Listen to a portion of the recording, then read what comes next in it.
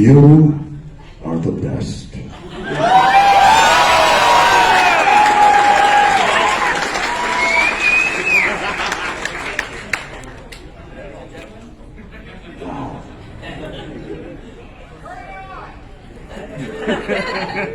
Ladies and gentlemen, the legendary Peter Cullen.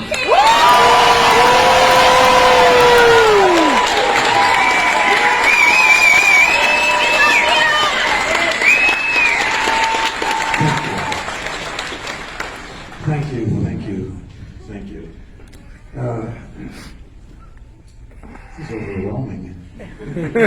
I'm really touched, and I mean that sincerely.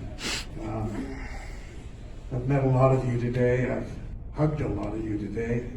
I've shaken a lot of hands today. And every one of you means something to me that can't be erased. It's there forever. And just want to let you know how much I truly appreciate you. We love you!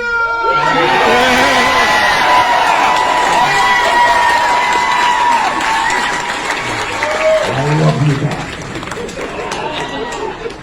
My name is Optimus Prime.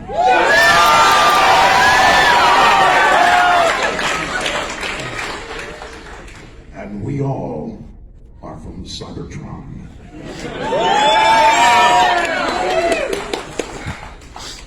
Till all are one.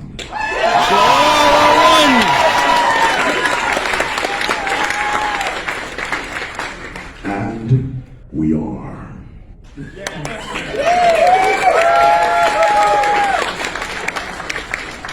I don't know, can you see me? Yes! I'm sitting down. Well, actually, I'm only 3'6".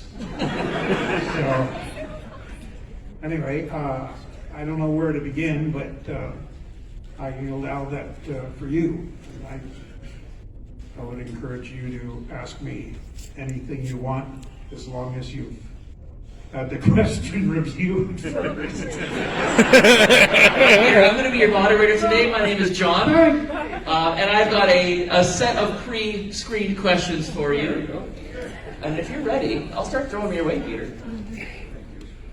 So our first question, your first roles were in sketch comedy. How exactly did you transition into voice work? You know, I don't think I ever transitioned. I think I always was. When I was a kid, I was really interested in the reactions that I got from animals. I worked on a farm when I was a kid. My aunt in Dutchess County, New York, lived next to a dairy farm, and so I spent my summers and carrying milk pails, and lifting bales and stuff like that. And one of the most fun times I had would be in the milking area, and I would go to the front of where all the Holsteins were, and I'd say something, whatever mood I was in, or I'd say, "All right, I want all your attention, please." All the cows would just go. Their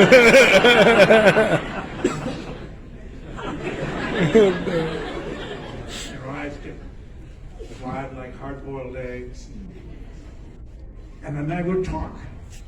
And if they weren't paying attention, I'd raise my voice and they'd all look at me like this.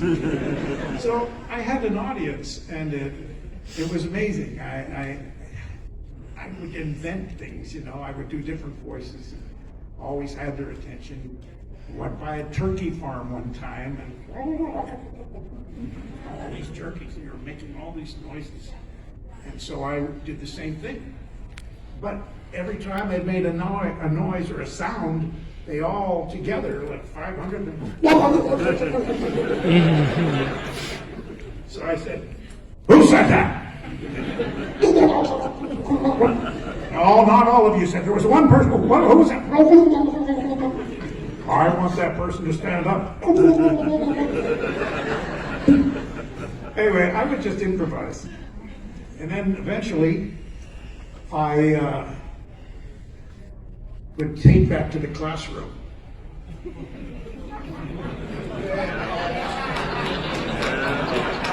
And I would impersonate teachers, principals.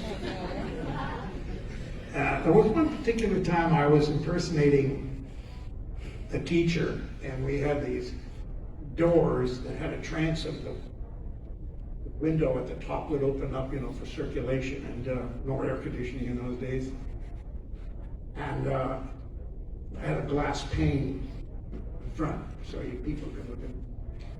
So I was impersonating the teacher. He wasn't in the room, and the classroom, which was always, they were always laughing, because I had fun doing it. And they all shut up, and they just clammed shut. They didn't laugh. They were just staring at me. They were all looking this way, and I finally looked. I said, and there's the teacher and the principal standing in. They didn't find it very funny. They didn't find it funny at all. I don't remember what I said, but you know the way kids were. I probably said something derogatory to little kid. Oh, isn't he a fat thing? But nonetheless, I carried that through my entire life. I never stopped. And then they started paying me. And I've often said that if you do something you love, and if you do something that you're good at, and you happen to love it, you'll never work a day in the rest of your life. You're doing something you love, you're getting paid. There's nothing I encourage more is to follow your heart and follow your dreams and never give up on it. Never give up. Never give in, never give up. Because eventually, something will happen. Eventually. I hope that answered the question. I think so. It did for me. Very heartfully so.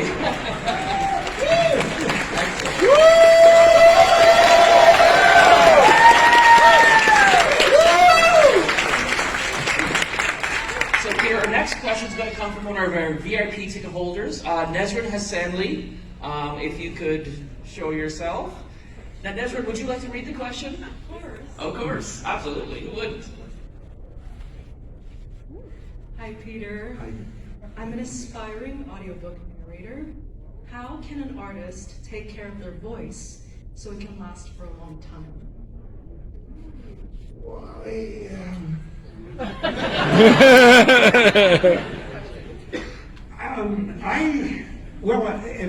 I think if you're a singer, that's really important. That you don't stretch your vocal cords. But I've done a lot of voices that I've, coughed up a little blood from doing King Kong years and years ago. This is an old story, but I think it's worth repeating. Invention sometimes happens out of necessity. You have a throat that was bleeding because of a gorilla, two gorillas. I did the mother and the father. Mother and father gorilla. Nice to meet you. And when I was called down to 20th Century Fox for The Predator, that is how The Predator came about. I'm sure some of you know the story behind that.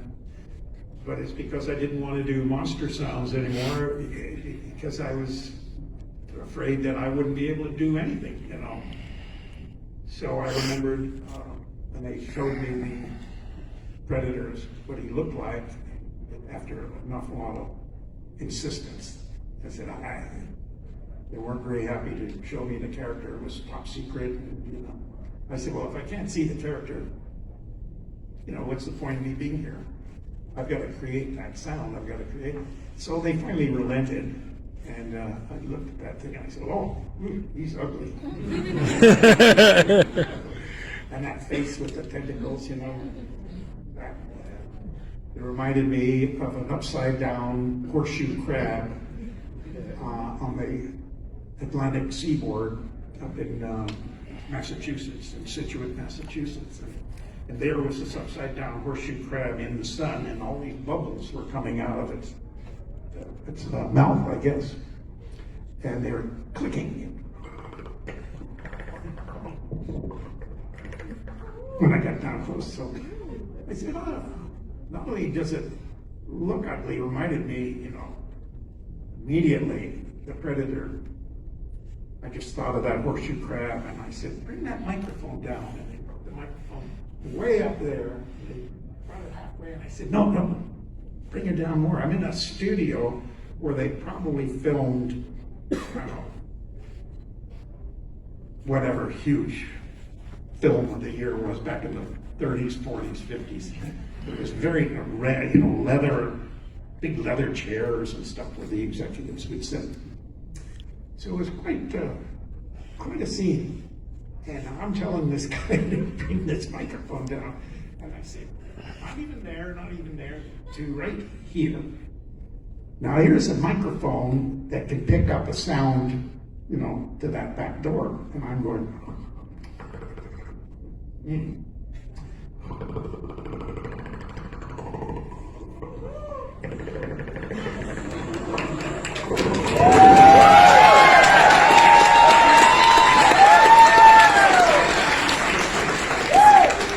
So the director is behind me, and he's really annoyed. He can't hear what I'm doing, and he's just annoyed. I'm like, who is this jerk?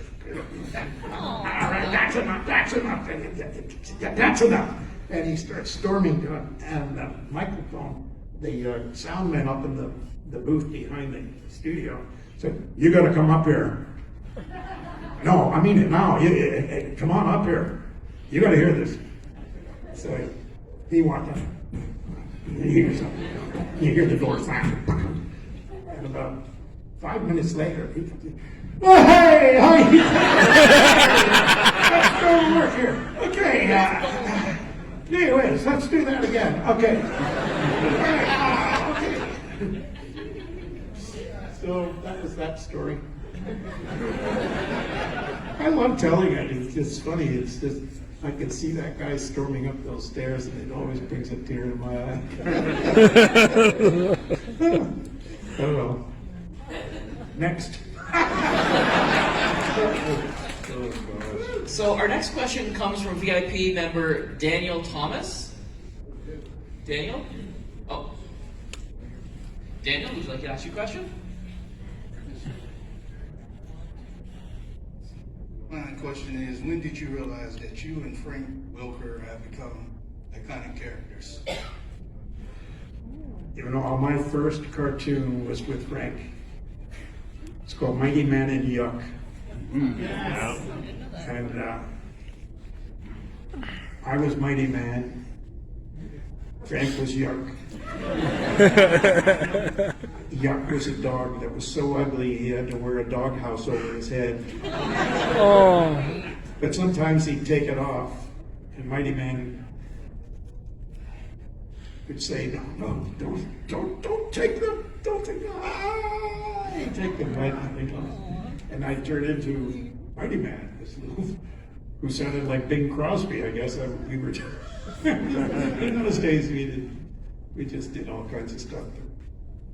So it was, that's where we forged a friendship that started from that day until today, even now as we go. And he's probably one of the most talented people I've ever met in my life.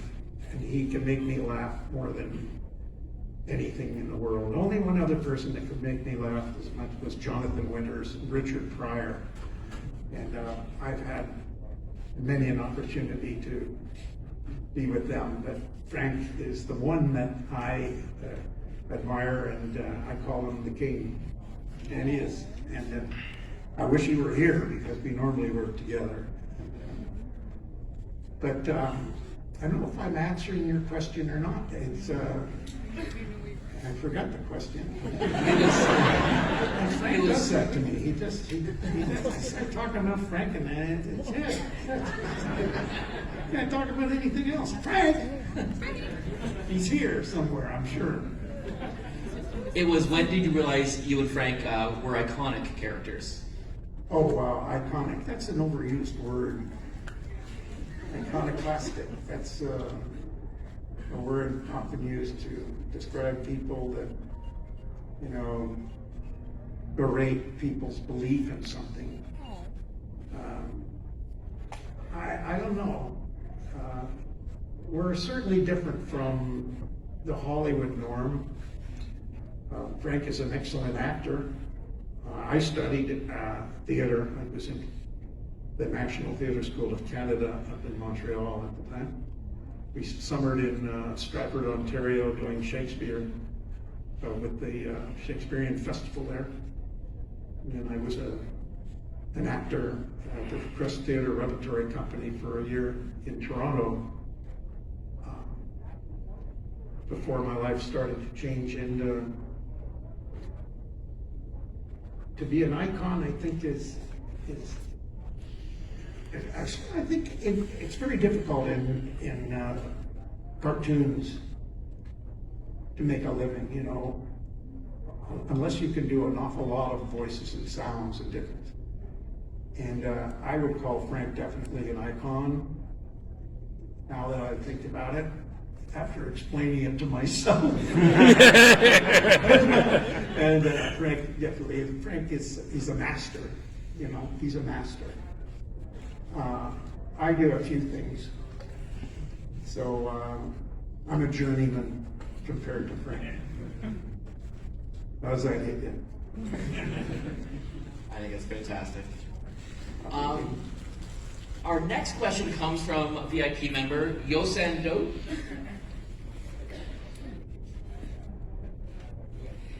This is my favorite question.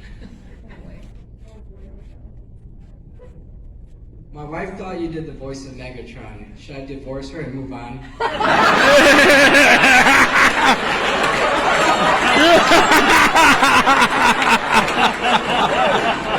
That was good. That was good.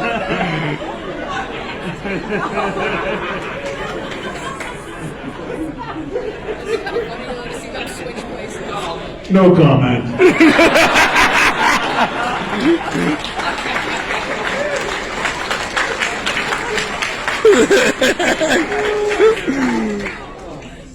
So the next question is from a friend, Sebastian Hernandez. Sebastian.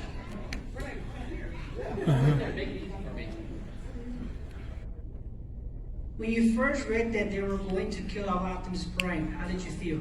When I first what? I'm sorry? When you first read the scripts of Transformers the movie, that they were going to kill character Optimus Prime, how did you feel about that? Well, I didn't actually read any script. I read a short, brief speech of Optimus Prime, and I was given the opportunity to pick several characters on the display table as you come in, and it was an open call for a lot of actors to come in. And you pick up this character and you say, I picked up Optimus Prime because I was asked to, and I picked up Ironhide, and I picked up a few other characters. And I had a little time to ingest what they looked like and possibly the description of their character. And I had just the night before, I had been watching an old movie on television that had co-starring with Chill Wills. And Chill Wills was an old character actor, famous in Hollywood, did a lot of westerns, and he had that distinctive voice. And I went into the audition after I did Optimus Prime. I did Ironhide as Chill Wills, and I got that. And I knew I got it immediately, because been watching that program and that before. And he's a chill deal, and he talked like that. I'll tell you something, you know. And it was perfect. I didn't know if I had Optimus Prime until about 8 days later. And, you know, when you go to an audition in Hollywood, you audition for almost anything in the cartoon business, you know. You could be auditioning as an empty pail. You know, what is an empty pail sound? We had, I did a battery one time. Battery, what is a battery sound like? I went up this.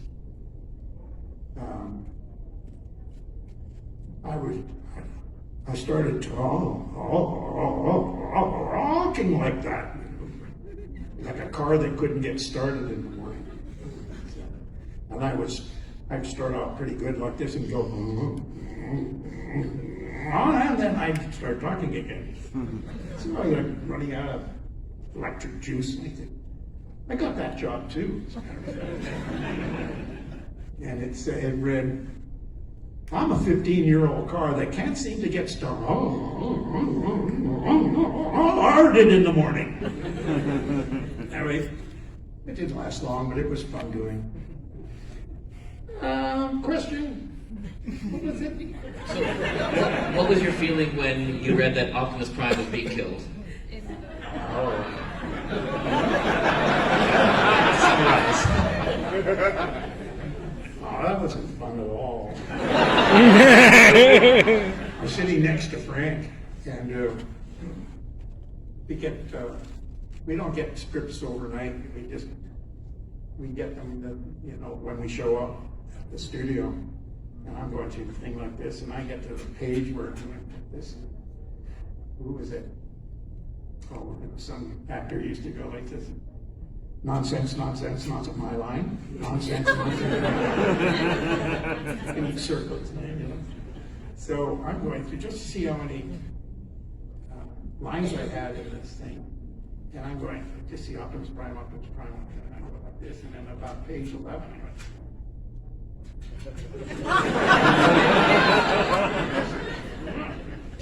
And I said, Frank, look at here. And I start reading down. I see Optimus Prime takes deep breath and dies. Frank, I'm getting whacked here. I'm getting whacked. I said, no, I'm getting whacked. That's it. That's it. Wow. Oh, well, yeah, okay. Gee. You know, I didn't like that at all. Yeah, I didn't like it at all. And one of the reasons was because the actors that I was working with were so great and so much fun, you know. We had so much fun doing those G1 shows. And we enjoyed each other, you know, and we always made each other laugh. And it was just a non-stop laugh session. And that drove the producer and directors nuts. You know? Can we have some order in there, please? Come on. Hello? Oh, yeah, of course. All right. 47, line 47. Take one. And if it was me and Frank was sitting next to me or something, just as I'd be reading, he'd start doing like a leaky faucet, you know? I said, Frank! Can we have some quiet in there, please? Take two. And we do this all day long. I mean, it's just silly stuff, but we had a ball. And that's what I missed. I mean, I really did miss those guys and girls. I mean, you know what? They're just great people. Just great people. Yeah. Still are, always will be. What's that? Our next question comes from Kevin Jonathan. Oh. Kevin? Yeah.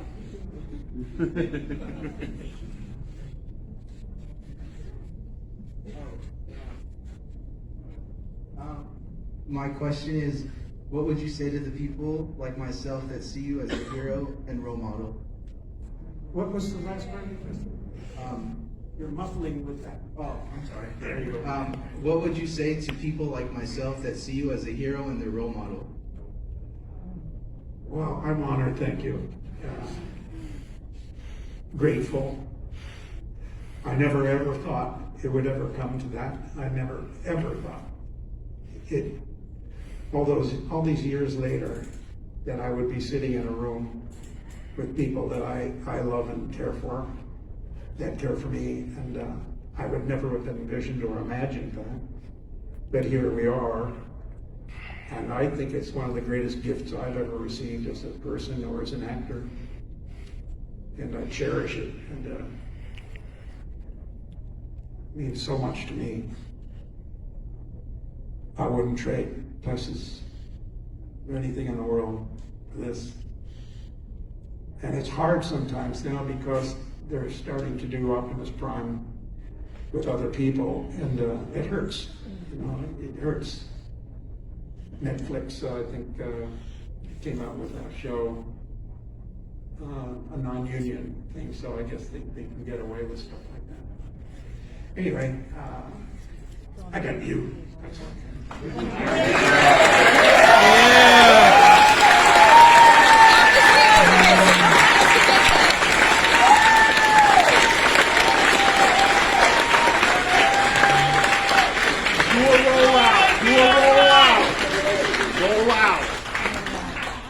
Autobots, transform and roll out!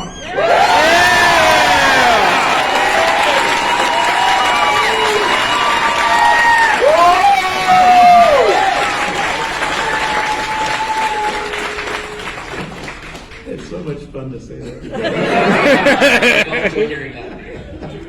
Our next question comes from Everett Breland. Everett, right here, easy.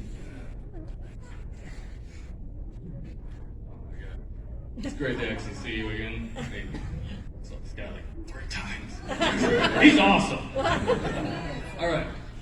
I actually couldn't find out what question to actually ask you, so I asked some of the veterans at my local lodge, and they all came up with this one, or at least the ones who know you.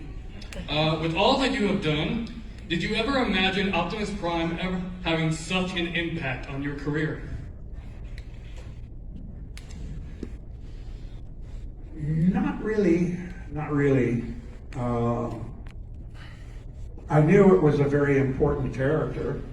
It was innovative. It was transcending the norm of animation. The conception of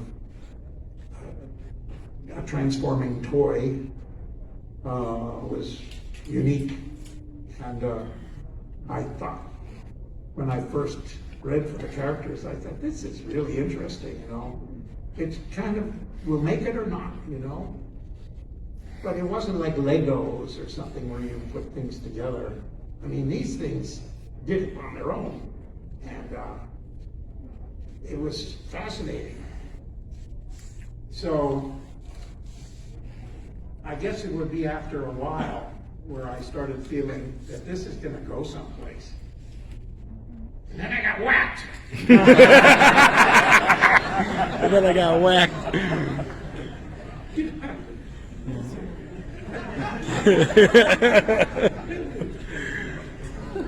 And then I got whacked.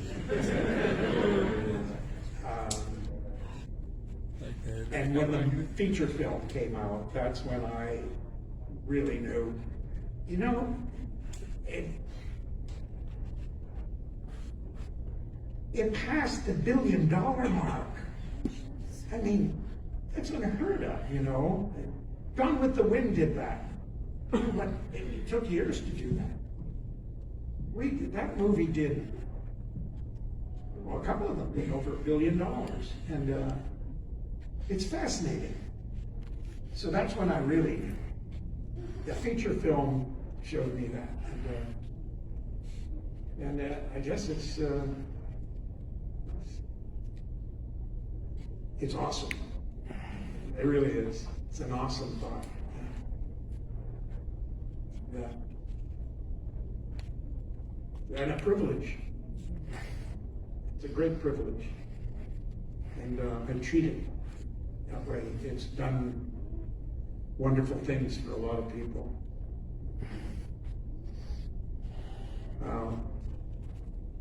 You know, that's a great question. Thanks. We love you. Thank you. Thank you. Love you back.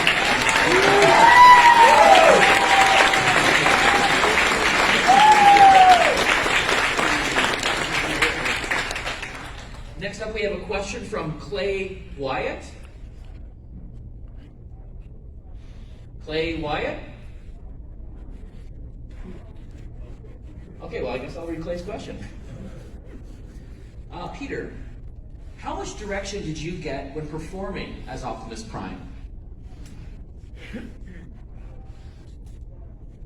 None.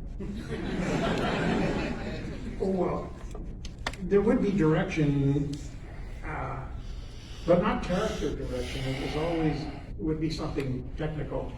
Peter, you want to raise the volume up there because he's on a catapult, and it wouldn't be heard because there's going to be a catapult noise, or there's going to be a thing. Oh, okay, yeah, I got you. But other times, I had to say lines that I believed in the character. I believed in it. And if I was asked to say a line that was just not Optimus Prime, you know, I would say I really don't want to read that line. And yeah, I don't think he'd say that. And there was only one director that ever told me, he said, well, just say it anyway. I want to have it. I want to have it. I just don't feel comfortable. So, well, listen, just read the line. Okay. Okay, I'll read it. And it's just not Optimus. You know, it wasn't Optimus. I'll kill them all. You know, that's not Optimus. Yeah.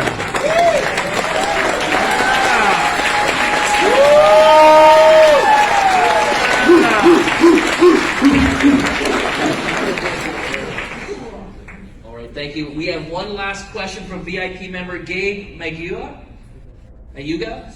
Sorry. All right, Gabe? Thank you.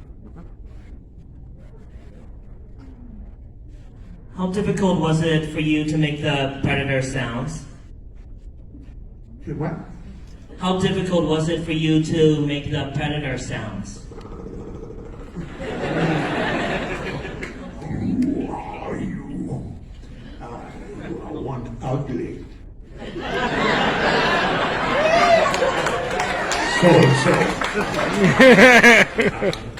Yeah, that's the old upside down horseshoe crab on the beach deal, with the bubbles coming out of its mouth.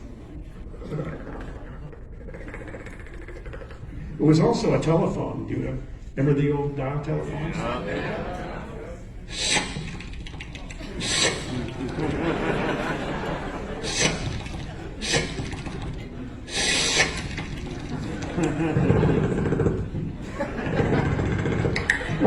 Hello, is Tom there?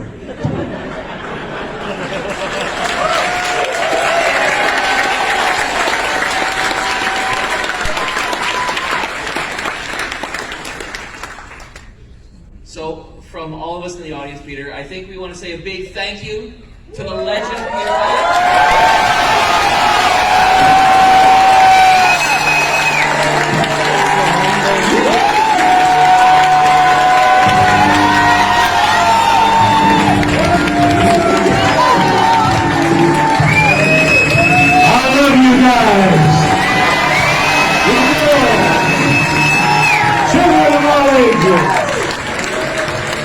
I hope I see you guys again.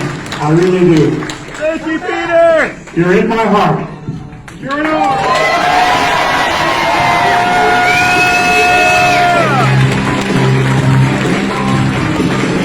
You're going to